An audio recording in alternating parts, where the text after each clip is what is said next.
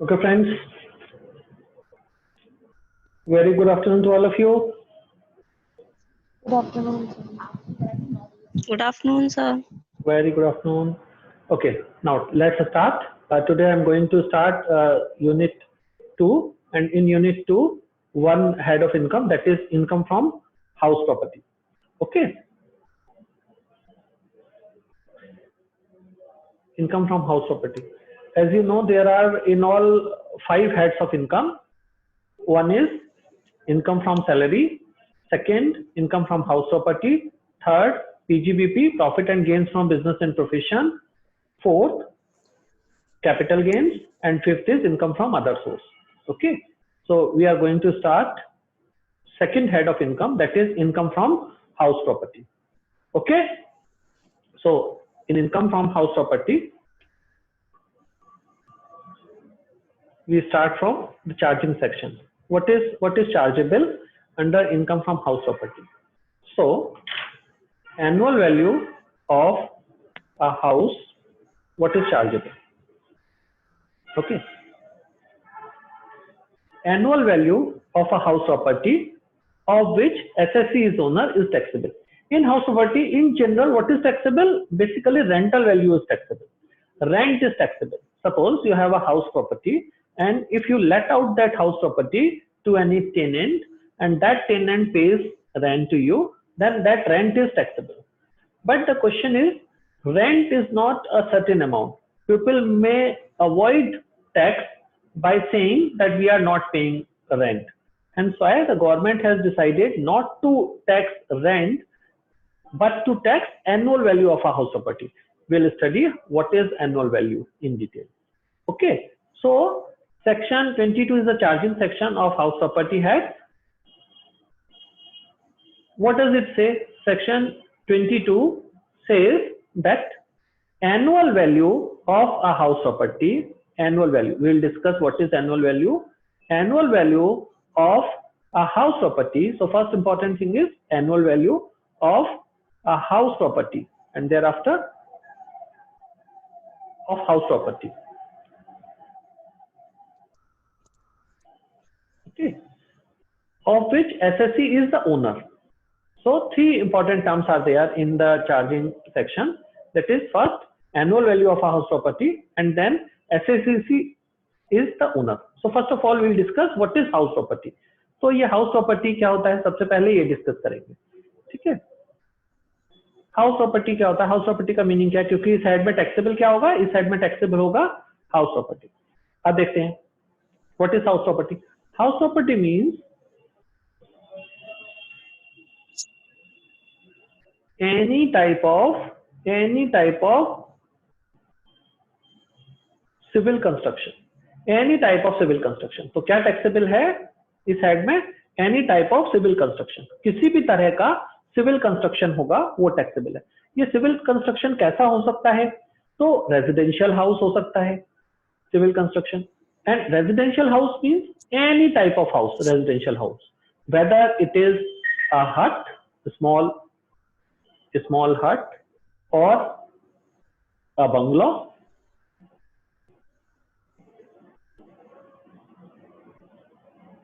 or a villa, or a palace, any type of house property. तो ये residential house है, वो कैसा हो सकता है? कोई भी हो सकता है. Small, it may be small hut, it may be a large bungalow, it may be a villa, it may be a palace, it may be a flat. Okay. तो किसी भी तरह का रेजिडेंशियल अकोमोडेशन हो, that is called as house property. ये बात समझ में आती है? Next is commercial complex. Any type of commercial complex is also house property. Shop, any type of shop, whether it is a large shop or a small shop, large or small, any type of shop is also a house property. An auditorium is a house property. A planetarium is a house property. A swimming pool is a house property. And such type of any other civil construction is termed as house property. तो समझ में आता है ना house property की definition? सभी को बताओ. जी sir. Okay. Yes, sir. So any type of residential house. Residential house को Any hut, place, palace. Yes yes any type of house. तो ये हाउस कैसा हो सकता है, ये कैसा भी हो सकता है, ये वुड हाउस हो सकता है, वुडन हो सकता है रेजिडेंशियल हाउस, ओके। ये मड हाउस हो सकता है, क्लियर, ये रॉक हाउस हो सकता है, any type of house, even boat house हो सकता है, Okay, sir. Okay, boat house हो सकता है, ट्री हाउस हो सकता है, टूरिस्ट प्लेस होता है ना ट्री हाउस, ट्री हाउस। तो ये कोई भी किसी भी तरह का हाउस हो सकता है। तो हाउस प्रॉपर्टी की डेफिनेशन समझ में आती है। रेजिडेंशियल हो सकता है, कमर्शियल हो सकता है, इट में बी शॉप, इट में बी ऑडिटोरियम, इट में बी प्लानिटोरियम, इट में बी स्विमिंग पूल, क्लियर। तो house property is clear. Next is owner. Who is owner? Owner means owner includes deemed owner. अभी हम देखेंगे डीम्ड ओनर कौन होता है। ओनर में ओनर तो होता ही है plus deemed owner, a person who is not an owner but he is deemed as a owner. तो वो भी देखेंगे डीम्ड ओनर क्या होता है और ओनर क्या होता है। Second is annual value of a house property is taxable. जो चार्जिंग सेक्शन है, charging section says that annual value of a house property of which assessee is the owner is taxable. तो important बात क्या है, house property, what is house property we have understood. Now we discuss annual value. So what is annual value? Annual value means, देखते हैं annual value कैसे, how we calculate annual value.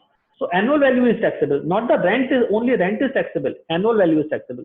Now the question arises, what is the annual value? So देखते हैं annual value. There are four terms basically, four terms. What are those four terms? One is fair rent, second is municipal valuation,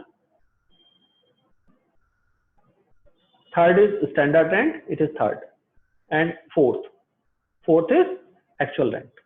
Okay, तो कितने terms हैं?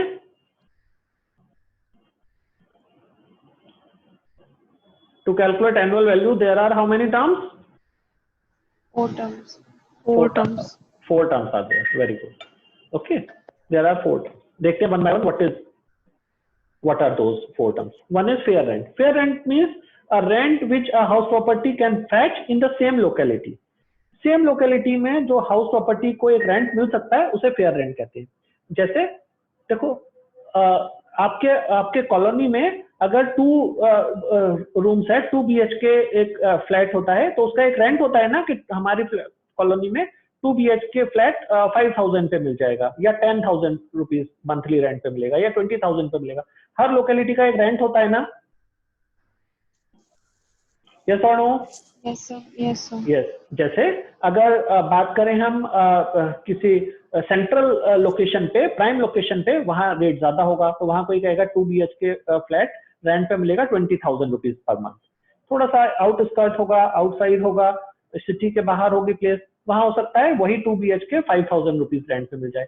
तो ये जितना उस area का रेंट होता है उसे बोलते हैं fair rent, fair value, clear. Municipal value क्या होती है? Yes. Municipal value is declared by municipality. Municipality होती है ना, जो लोकल अथॉरिटी होती है, वो local authority rental value declare करती है हर डिस्ट्रिक्ट का, उसे बोलते हैं municipal valuation. Third is standard rent. Standard rent क्या होता है? मेट्रो सिटीज में एक एक्ट होता है that is called as rent control act. Rent control act provides maximum value of rent which one owner can charge from his tenant. तो ये वो प्रोवाइड करता है मैक्सिमम रेंट, जिससे ज्यादा प्रोवाइड रेंट कोई भी नहीं ले सकता। जैसे मुंबई है महाराष्ट्र में, तो मुंबई में बहुत ज्यादा डेंसिटी होती है, पॉपुलेशन डेंसिटी बहुत ज्यादा है, रेजिडेंशियल एकोमोडेशन बहुत कम है, तो वहां जो ओनर्स हैं वो बहुत हैवी अमाउंट चार्ज करते हैं। तो वो ओनर्स हैवी अमाउंट रेंट का चार्ज ना करें, इसलिए वहां एक एक्ट अप्लाई होता है that is called as rent control act, and that rent control act provides the maximum amount of rent for a particular accommodation which the owner can charge from his tenant. तो उसे कहते हैं हम standard rent, clear है। और actual rent क्या होता है? एक्चुअल रेंट जो एक्चुअल में आप चार्ज करते हो, एक्चुअल में जो किराए पे उठाते हो, तो एक्चुअल में जो आपके पास रेंट आता है टेनेंट से, तो एक्चुअल रेंट, क्लियर, जो ओनर टेनेंट से चार्ज करता है। तो एक्चुअल रेंट में हम क्या क्या लेते हैं? जो रिसीव हो गया एक्चुअल में, जो रिसीव हुआ, प्लस जो रिसीवेबल है, जो बाकी रह गया अभी ड्यू है, रिसीव होना है, और उसमें से माइनस कर देते हैं अनरियलाइज्ड, जो अभी रिसीव नहीं होगा, क्लियर है। 4 terms are clear. One is fair value, second is municipal value, third is standard rent, and fourth is actual rent. ये 4 टर्म क्लियर हैं सभी को? बताओ।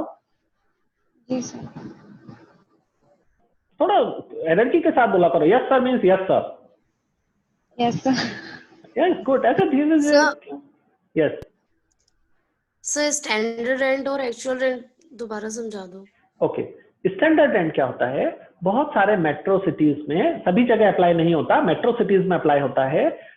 वो उन मेट्रो सिटीज में जहां पॉपुलेशन डेंसिटी बहुत ज्यादा है, रेंट जो एकोमोडेशन है वो कम है, तो ये एक एक्ट अप्लाई होता है that is called as rent control act.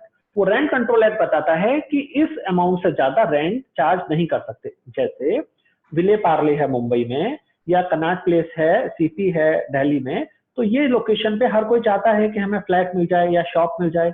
तो जो ओनर है वो बहुत ज्यादा अनरीजनेबली हाई रेंट चार्ज करते हैं, जैसे 10 लाख रुपए, 20 लाख रुपए, 1 करोड़ रुपए, अनरीजनेबली हाई रेंट। जितना वहां पे वैल्यू नहीं है उससे भी ज्यादा रेंट। तो गवर्नमेंट कहती है कि ये तो एक्सप्लॉइटेशन हो गया टेनेंट का, तो वो एक्सप्लॉइटेशन ना हो और वो लोग जेन्युइन रेंट चार्ज करें, इसलिए रेंट कंट्रोल एक्ट अप्लाई होता है। वो हर लोकेशन के प्रॉपर्टी का एक रेंट प्रोवाइड करता है कि इससे ज्यादा रेंट कोई चार्ज नहीं कर सकता। लीगल सीलिंग लगाता है, अपर सीलिंग लगाता है। तो वो जो रेंट कंट्रोल एक्ट सीलिंग लगाता है, अपर सीलिंग, उसे कहते हैं स्टैंडर्ड रेंट। क्लियर है standard rent? Yes sir. Question में आपको दिए होंगे चारों वैल्यू, अगर क्वेश्चन आता है उसमें दिए होंगे। क्लियर? आपको जनरल नॉलेज के लिए मालूम होना चाहिए कि क्या होता है। ठीक है? और एक्चुअल रेंट, जैसे आपके पास मकान है, वो मकान हो सकता है 20,000 रुपए किराए पे उठ सकता है, लेकिन आपने अपने रिलेटिव को 10,000 रुपए किराए पे ही उठाया है, तो 10,000 रुपए जो एक्चुअल में आपको मिल रहा है वो क्या है? Actual rent. या हो सकता है 10,000 रुपए में उठ सकता है, लेकिन आपने 15,000 में उठाया है, कोई अच्छा टेनेंट मिल गया आपको जो पेइंग कैपेसिटी ज्यादा दे रहा है, तो 15,000 जो एक्चुअल में आपको मिल रहा है वो क्या है? Actual rent. Actual rent means whatever amount actually you are receiving from your tenant. So simple. Clear है? Yes sir. Okay good. अब देखते हैं एनुअल वैल्यू कैसे कैलकुलेट करते हैं। तो पहले हम कंपेयर करते हैं फेयर वैल्यू को और म्युनिसिपल वैल्यू को। फेयर वैल्यू और म्युनिसिपल वैल्यू में से जो भी हायर वैल्यू होती है, फेयर वैल्यू और म्युनिसिपल वैल्यू में से जो भी हायर वैल्यू होती है वो हायर वैल्यू लेते हैं। ठीक है? इन दोनों को कंपेयर किया और दोनों में से हमने क्या किया? Higher value. ठीक है? हायर वैल्यू बाहर आ गई इन दोनों में से। क्लियर? जैसे हम फिगर लेके बताते हैं आपको।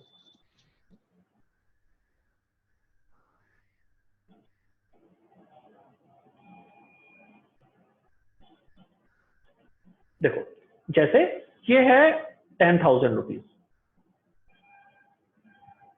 ठीक है, और ये है 15,000 रुपीज। दोनों में से हायर क्या है बताओ? 10 और 15 में से हायर क्या हुआ?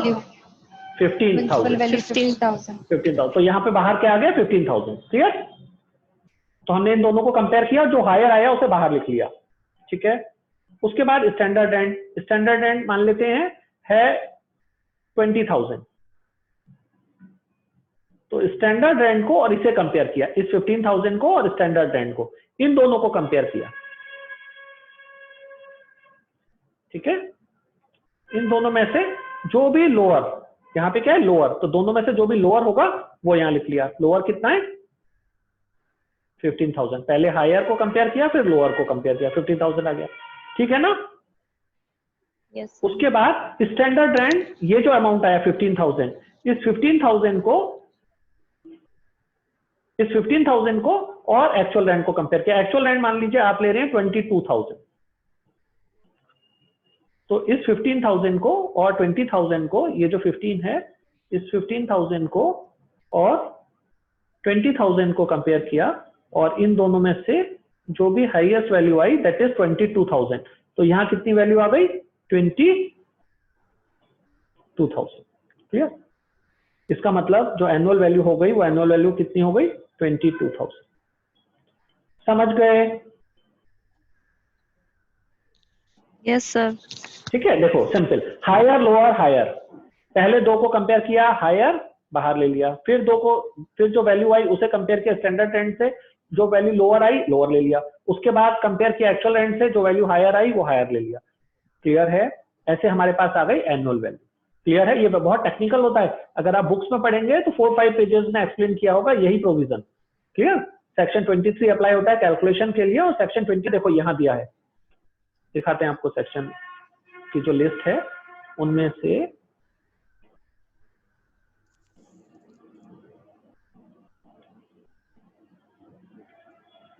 देखो ये है ना section 23 1 A B C annual value, clear.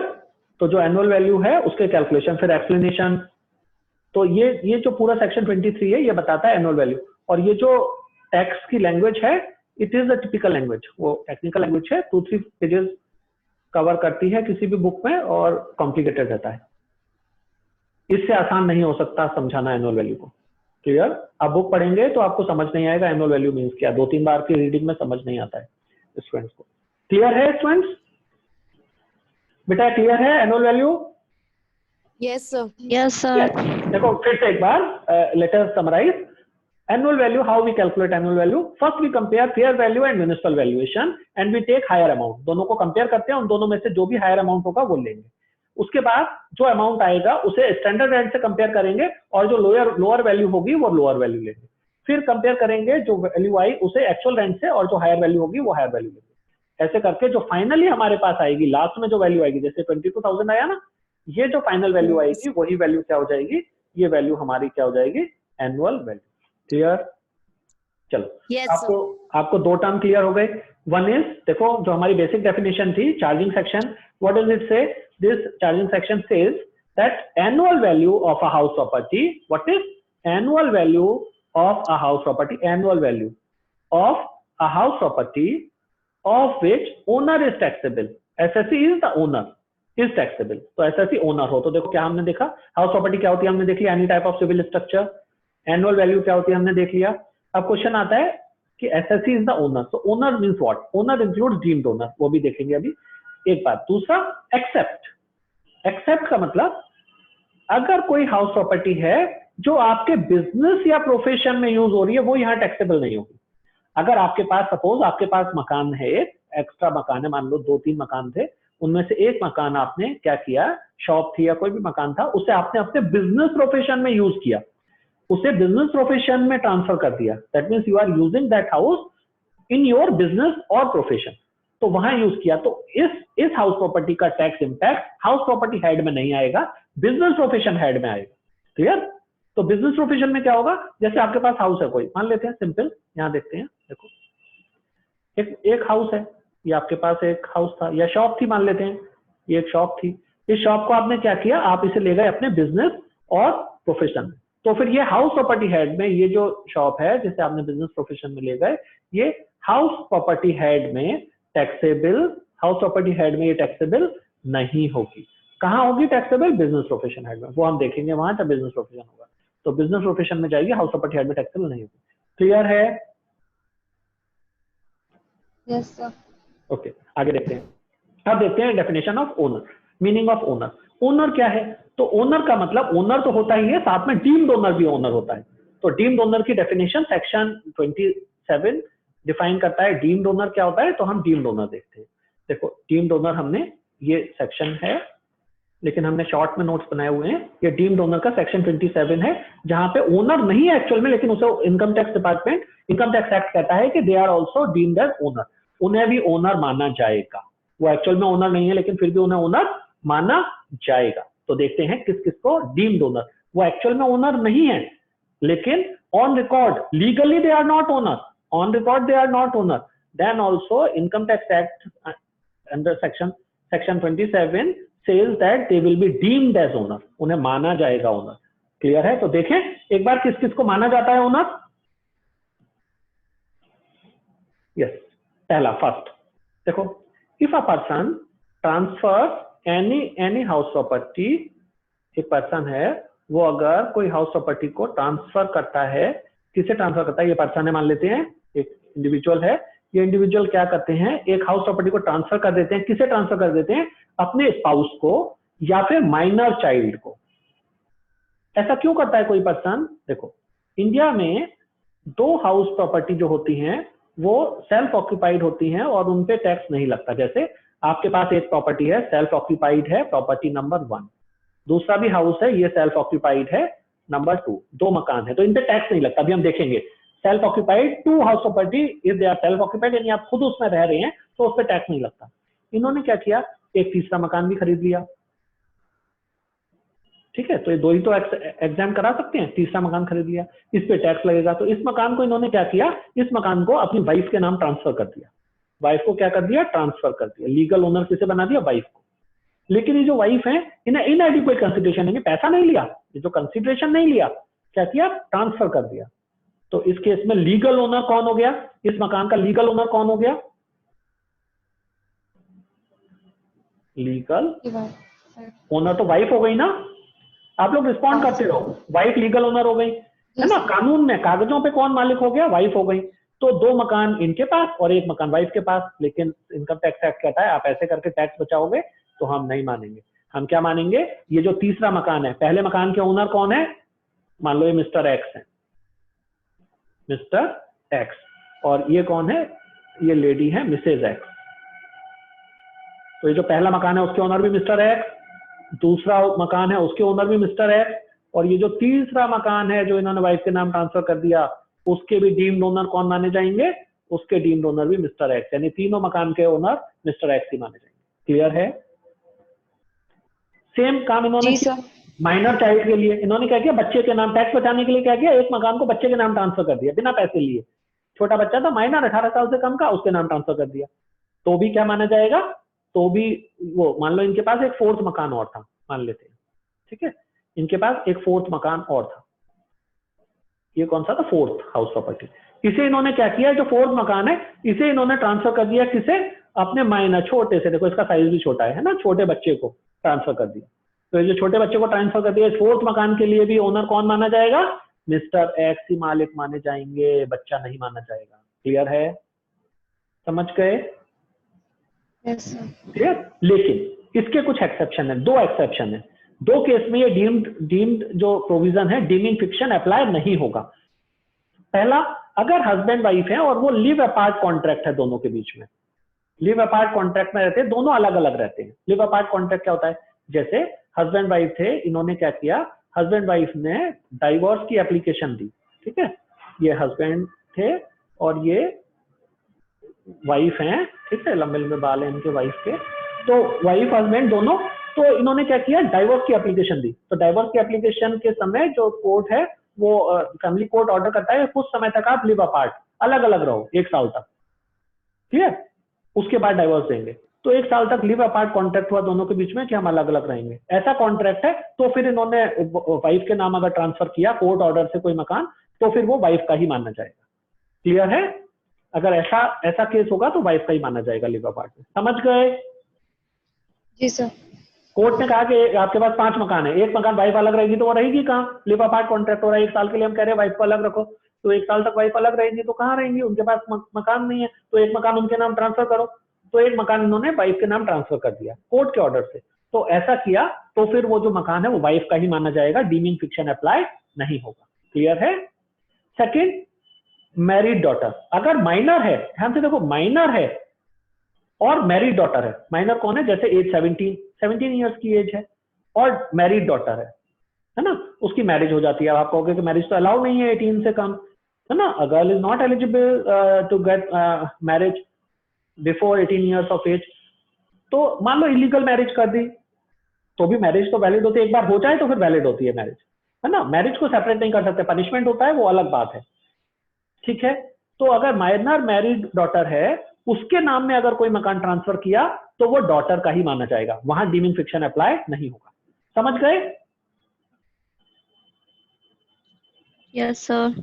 ठीक है। अच्छा एक बात बताओ, कोई आदमी टैक्स बचाने के लिए ऐसा करेगा कि अपनी डॉटर के नाम ट्रांसफर कर दे मकान, वो भी मैरिड डॉटर के नाम, टैक्स 1 करोड़ का मकान है, हम टैक्स बचाना चाहते हैं, तो वो मैरिड डॉटर के नाम ट्रांसफर कर दे मकान 1 करोड़ का, तो टैक्स तो बच जाएगा, लेकिन ये मकान वापस आएगा या ये मकान चला जाएगा? नहीं आएगा सर। नहीं आएगा वापस, चला जाएगा। मैक्सिमम पॉसिबिलिटी है चला जाए, क्योंकि जो मैरिड डॉटर है, मैरिड डॉटर तो वापस कर दे, लेकिन जो सन इन लॉ है वो सन इन लॉ तो वापस नहीं देना चाहेगा ना मकान।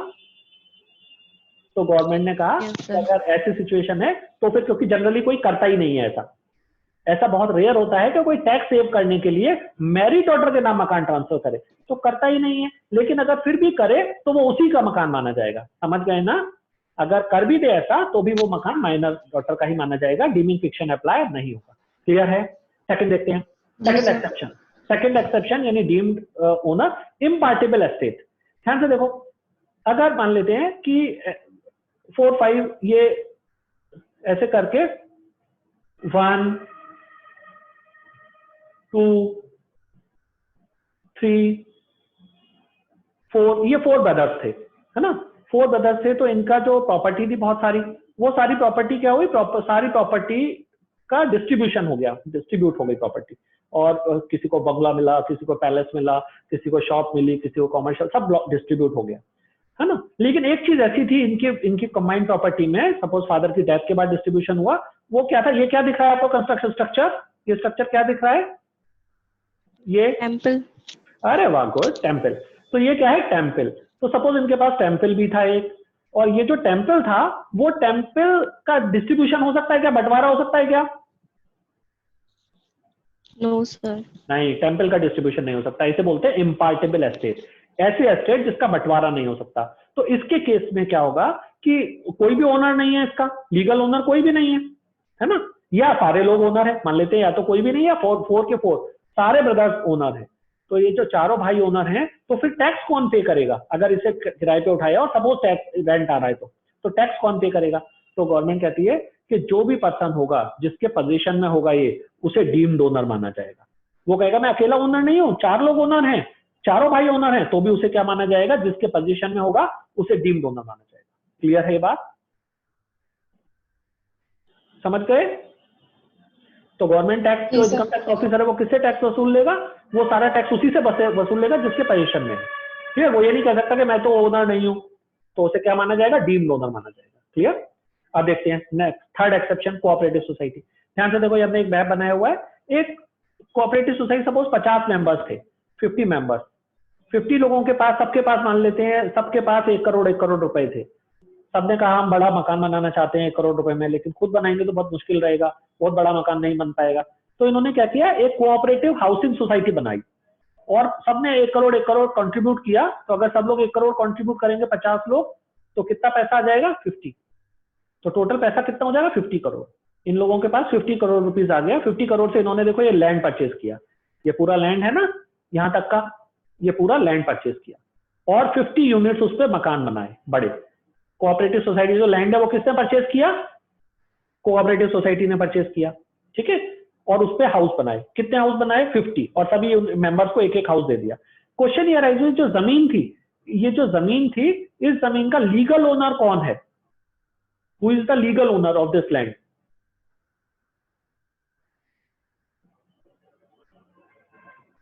बताओ लीगल ओनर कौन है? लीगल ओनर है कोऑपरेटिव सोसाइटी। समझ गए?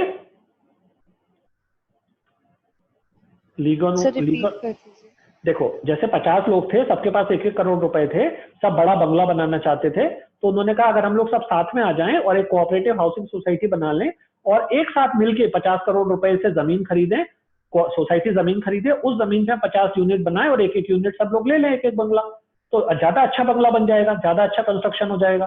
तो फिर उन्होंने लीगल ओनर, तो उन्होंने क्या किया कि ये लैंड परचेज किया 50 करोड़ रुपए का, और उसके बाद एक कोऑपरेटिव सोसाइटी बनाई। ठीक है, तो ये जो जमीन परचेज की वो किसने परचेज की, बताओ?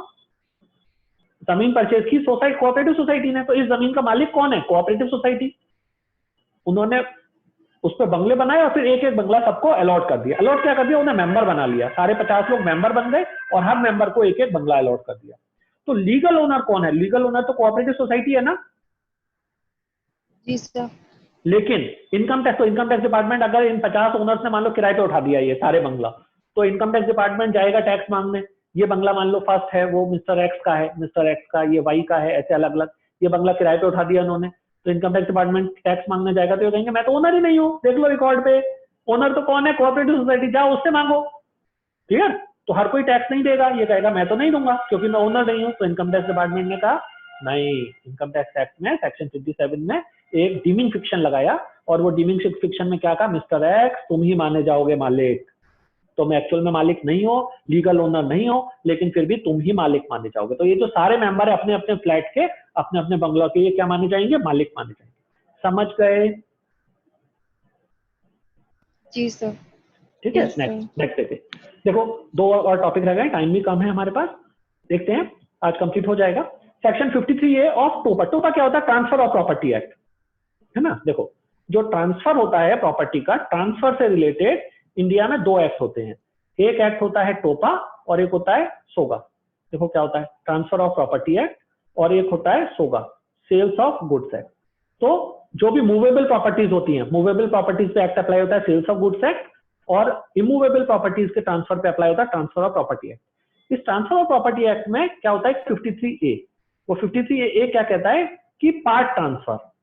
पार्ट ट्रांसफर क्या होता है? देखो जैसे ध्यान से देखो, आपने एक मकान खरीदा किसी से, मकान, एक बंगला था बड़ा सा, वो बंगला परचेज किया। वो बंगला परचेज करते हो, जैसे ये बड़ा सा बंगला था, मान लेते हैं ये बहुत बड़ा, हम छोटा सा बना रहे हैं, एज्यूम करो ये बहुत बड़ा सा बंगला है, ठीक है। तो ये बंगला आपने परचेज किया तो आपने क्या किया? आपने पेमेंट, 50 लाख का बंगला था, इसकी प्राइस कितना था? 50 लाख। तो आपने क्या किया? 50 लाख रुपीज पे कर दिया, ठीक है। 50 लाख रुपए आपने पे कर दिया, पेमेंट चला गया, आपको पोजीशन भी मिल गया, जो इसकी की थी वो की मिल गई बंगले की, आपका पोजीशन भी मिल गया, ठीक है। तो पोजीशन मिल गया, पैसा पेमेंट कर दिया। एक चीज और रह गई, क्या रहती है? पर जब हम प्रॉपर्टी परचेज करते हैं तो एक काम और होता है, क्या रहता है, रह गया बताओ? इस मकान की रजिस्ट्री। रजिस्ट्री। अरे वाह, रजिस्टर क्या करना। क्या क्या बात है, वेरी गुड। रजिस्ट्री, जो हम तहसील में जाकर रजिस्ट्री कराते हैं ना रजिस्ट्रार के पास, वो रजिस्ट्री नहीं हुई अभी। तो क्या होगा? मान लो यहाँ पे देखते हैं, 2 लोग थे, 2 लोग कौन कौन थे, है ना। एक ये मिस्टर एक्स थे, मिस्टर एक्स कौन थे? सेलर। और एक मिस्टर वाई थे, मिस्टर वाई कौन थे? बायर। सारा काम हो गया। मिस्टर वाई ने क्या किया? बायर थे, इन्होंने क्या किया? 50 लाख रुपए इन्हें पे कर दिए, ₹50 लाख, ठीक है, 50 लाख। और इन्होंने क्या किया? मिस्टर एक्स ने मकान की चाबी दे दी, लेकिन रजिस्ट्री नहीं हुई, है ना। तो भी रजिस्ट्री नहीं हुई तो अभी तक ओनर कौन है? मिस्टर एक्स ही ओनर है। लेकिन सेक्शन 53A वाला केस हो तो इनकम टैक्स एक्ट कहता है सेक्शन 27 किसे ओनर माना जाएगा? मिस्टर वाई को, क्योंकि उन्होंने पैसा दे दिया, पोजीशन ले लिया, रजिस्ट्री नहीं हुई, तो भी किसे माना जाएगा? मिस्टर वाई को ही मान लिया जाएगा कि ये ओनर है। अभी तक ये लीगल ओनर नहीं बने ना, क्योंकि रजिस्ट्री नहीं हुई, फिर भी इन्हें क्या मान तो लिया प्रूफ जाएगा? कैसे हुआ कि पैसे दे पैसा दिए? पैसा का ट्रांसफर है ना, पैसा दे दिया और पोजीशन ले लिया। अगर ये दोनों